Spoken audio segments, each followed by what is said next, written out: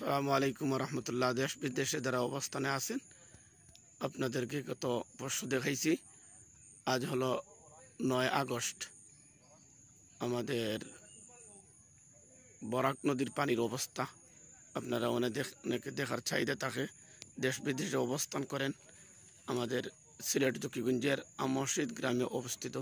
এই সোজা হচ্ছে বরাক, আর এই দেখেন কুশিয়ারা, আর ওইদিকে আপনার সুরমা। পানি বাড়তেছে, গত পরশু থেকে আজকে পর্যন্ত অনেক পানি বাড়েছে। আপনারা সকলে দোয়া করবেন যেন আমাদেরকে আল্লাহ পাক রব্বুল আলামিন এই পানির গজব থেকে হেফাজত করে।